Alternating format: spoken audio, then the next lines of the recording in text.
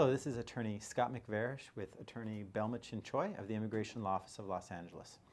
A lot of people are interested in EB-5 visas, but not all our clients have $500,000 to invest, but they still want to start a business and make an investment in the United States and live here. What are their options, Belma?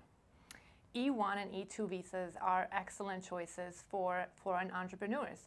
Actually, these are some of the really wonderful cases where foreign individuals come to the U.S. and build really great businesses that go on to thrive and really contribute to the U.S. economy. And in that process, they also obtain a visa for themselves and their families to stay and live and work in the United States. E-2 and E-1 visas are very similar in many ways. They both require the foreign national to be from a country that has a treaty with the United States. On our website, you can find a list of those countries, and please make sure that you are from one of those countries if you are really considering E-1 or E-2 visa. In addition, E-1 visa is specific to those investors and their businesses that are going to engage in substantial trade between the U.S. and the investor's country, whereas E-2 visas essentially require you to establish a business in the United States and have it be a for-profit enterprise. Interesting.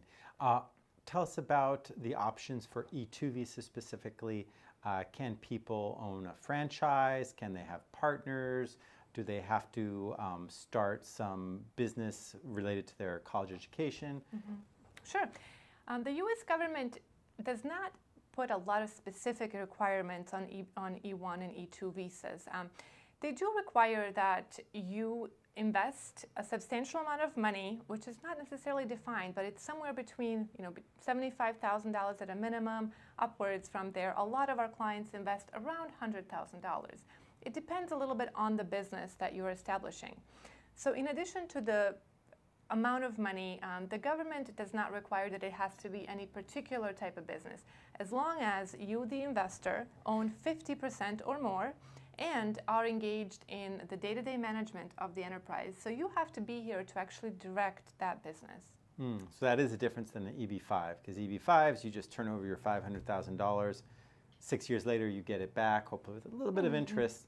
So right. E-2s, these are for business owners and entrepreneurs. Correct. There is no such thing as a regional center for E-2s or E-1s for that matter. It is truly a business that you are going to set up and you are going to run and you are going to invest your money into.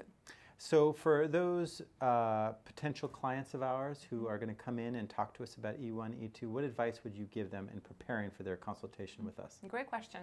It is wonderful if you spend some time thinking about what type of business would you like to establish here in the U.S. Also think about what in your background, either academic training or professional experience, will give you the skills and know-how to actually run that business and to make it successful.